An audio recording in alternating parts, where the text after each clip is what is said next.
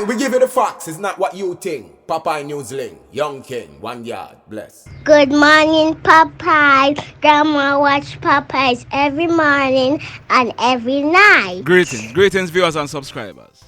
So we're still on our way from Negril towards Savannah Lamar. Continue to sit back, continue to relax, and continue to enjoy this journey with me. Now, we have to close off on the voice notes for tomorrow because, trust me, they were getting too much. I am hoping to finish up so that I can start the live stream earlier tomorrow, maybe about 11 o'clock, because I want to end this live stream by a certain time. It's my birthday and I plan to celebrate. So let's see how things go. Alright? Now, in today's news, we are learning that fire suspected to be caused by an electrical short circuit completely destroyed two houses. This took place on Tuesday night, August 29, about 11 o'clock.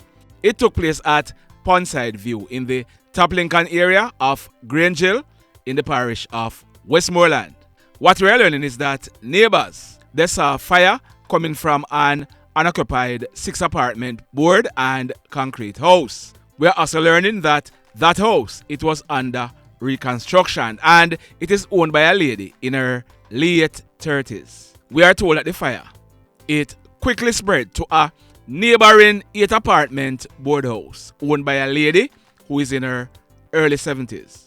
The fire department and the police, they were contacted, but by the time they reached, the two houses were totally engulfed in flames. The fire personnel, they were able to put out the blaze, but by this time, it was too late. The two houses were completely destroyed by fire. We are also learning that the damage is estimated at over 7 million Jamaican dollars. Like I said earlier, it is suspected that there was a faulty wiring on the house that was under reconstruction, and this may have caused this fire. Sad indeed. Now, over and over, the Kingsville police, they are investigating a case of arson, meaning it is suspected that somebody burned down Mrs. Nation house. Mrs. Nation, she's a farmer and she's said to be in her late 40s. She's living at Pedal Piece in the Haughton Court area of Hanover. Our information is that yesterday morning, Wednesday, August 30, about 10 o'clock, Mrs. Nation, she securely locked up her house and left to a neighboring parish to do some business. When she reached back home last night, about 9 o'clock, the house was burned down flat. So, picture this. Mrs. Nation, she left her home. The house burned down. No one called Mrs. Nation. No one called the police. No one called the fire brigade.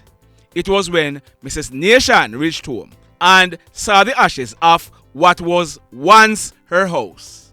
She made the calls. We are told that it is well known who burned down the house, and it is also known why the person did it.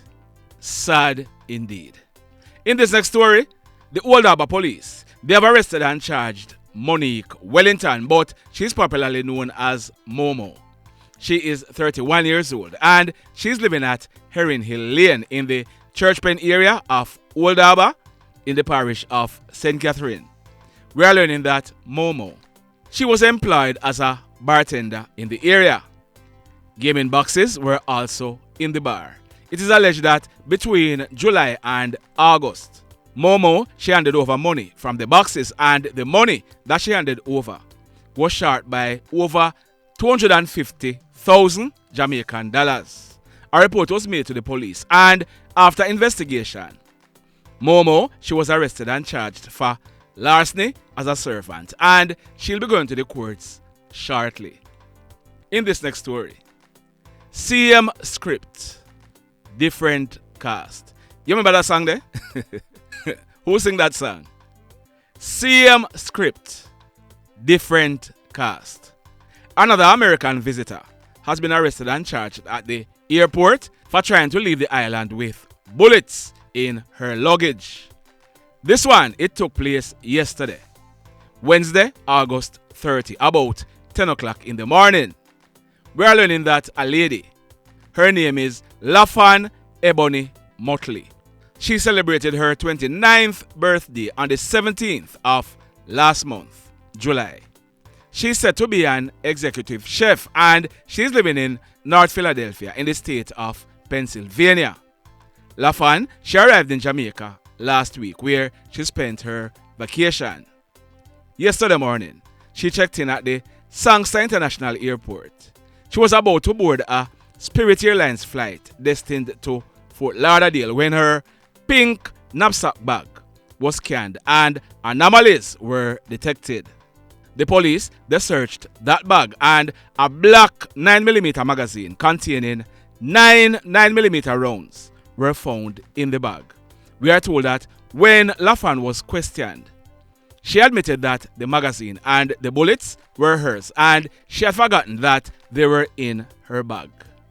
As a result, she was arrested and charged. We are told that Lafon, she was taken before the courts where she pleaded guilty. She was fined a total of 250,000 Jamaican dollars or 6 months in prison by the judge. Ah boy. Now, in this next story, a sound system DJ has been arrested and charged by the Negril police. His name is it Favon or Favon? It's spelled Favon. Clarke is his surname, but he's popularly known as DJ Blacks. DJ Blacks is 33 years old and he's living at Whitehall in Negril in the parish of Westmoreland. Listen to this one now and listen carefully. What I'm going to be telling you are the allegations made. If you know, say I know so it go. Please go to court and give evidence. So the allegations are that a man, he's well known in Negril, especially in the Whitehall area of Negril. He's said to be in his mid-50s. It is said that that man, he runs a bar in the Whitehall area of Negril. We are learning that Tuesday night, August 29, that man, he held a party at his bar. DJ Blacks, he was hired to play the music and he and the bar owner, they agreed at a price. When the party was over early yesterday morning, Wednesday, August 30, it is said that DJ Blacks, he went to the bar owner for his pay. The bar owner told him that he would be paid at a later date. As a result, there was an argument. The bar owner, he's alleging that DJ Blacks, he left the bar and returned shortly thereafter. He's also alleging that DJ Blacks, he pulled a gun from his waist and pointed it at him and threatened to kill him. He's also claiming that DJ Blacks, he put back the gun in his waist, then left. As a result, a report was made to the police and DJ Blacks, he was taken into police custody. He was arrested and charged for assault at common law and possession of prohibited weapon, and he'll be going to the courts shortly. You know something? I'm not gonna lie. I am not gonna be lying. I have a funny feeling about this one, but let's wait and see. Let's wait and see. This next incident, it took place late Friday night, August 27, about 11 o'clock. It took place on the compound of Everything Nice Villa at Freeport in Montego Bay in the parish of St. James. Listen to this one now. We are learning that a white Toyota Coaster bus, it was on the compound of the villa. The driver for the coaster, he was in the process of reversing from the entrance of the villa in an attempt to drive off the compound when he hit down that man on your screen who was standing behind the bus. His name is Nigel Prince. He was born on April 5, 1967.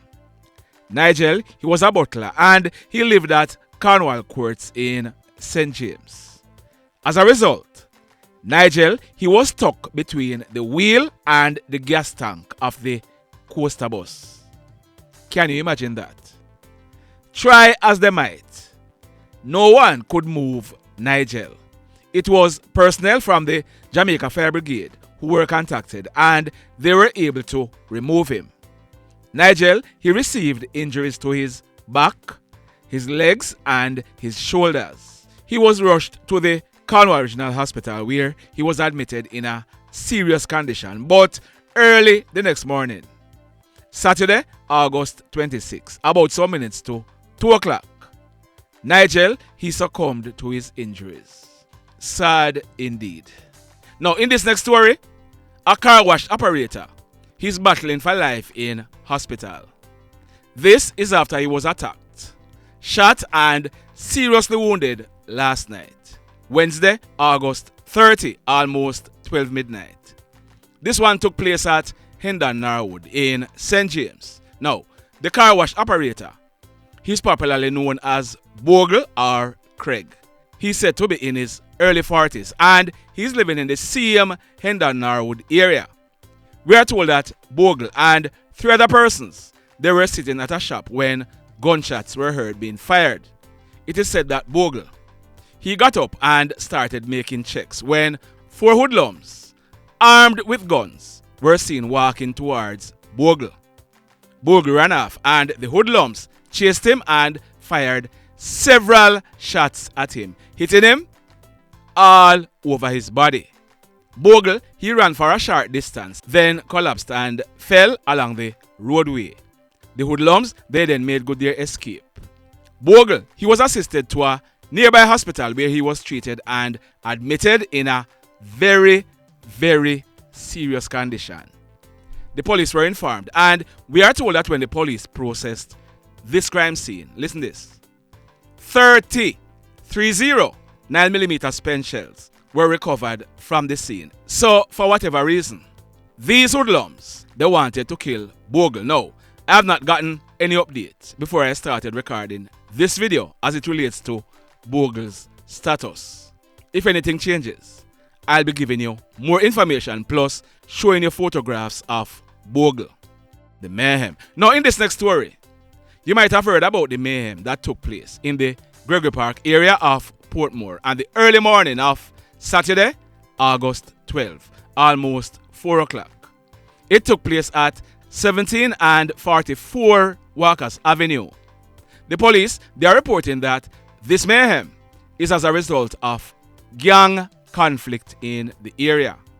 On that early morning, a total of 6 hoodlums invaded the area. A taxi driver named Raneel Haughton, but he was popularly known as Rum Punch. Rum Punch was born on June 5, 1995, 28 years old, and he lived at 17 Walkers Avenue. He was sitting in his Toyota Probox motorcar that he used to operate as a taxi when he was shot and killed by the hoodlums. The hoodlums, they then went to 44 Walkers Avenue where there is a number of houses in that yard. The occupants of the house, they were asleep. The hoodlums, they threw gasoline on the houses and set them ablaze. The occupants of the houses, they woke up, and while they were trying to escape from the fire, the 6 hoodlums opened gunfire at them. That lady on your screen, she was one of the occupants of the house. Her name is Niomi Gocul. She was born on June 8, 1951, 71 years old. She was hit during the process. Now, the residents, they were trying to escape the fire. They were now faced by 6 hoodlums who were firing shots at them. They had to run back to the houses into the fire. The hoodlums, they then made good their escape on foot in the area. From all indication, Rum Punch died on the spot. Now, Miss Gocul, she was rushed to the Spanish Town Hospital where she was admitted in a serious condition. But on Monday, August 21, almost 6:30 in the morning, Miss Gocul, she succumbed to her injuries. Now, following police investigations, the police, they have now charged 2 guys who they are claiming were involved in that mayhem. They were taken into police custody on other charges, but they were charged in relation to this incident Yesterday, after they were interviewed in the presence of their lawyers, there are one, Nigel McLarty. He celebrated his 24th birthday on March 17, earlier this year. He's living at Christian Penn. And 2, Odane Fowler. He's also known as Pop Chow. He celebrated his 21st birthday on March 10, earlier this year. He's living at Portmore Villa in the Gregory Park area. They are both charged for 2 counts of murder, arson and other gun-related and gang charges, and they'll be facing the courts shortly. The mayhem. So let me ask you something. Let me ask you something. Have you hit on the love button as yet? If you have not yet done so, remember to hit on it. Also, if you are over here watching our videos and you have not yet subscribed, hit on the subscribe button. As also, hit on the notification bell. Then click all so that whenever we drop a new video, you'll be one of the first to be notified. And if you notice, I had wished for 200,000 subscribers by my birthday tomorrow. But guess what? We have surpassed that. One was added. At least 1,000 subscribers was added to that 200,000. But guess what? Tomorrow, we are going to chat. Stand by. We are hoping to start about 11 o'clock in the morning. Don't miss it.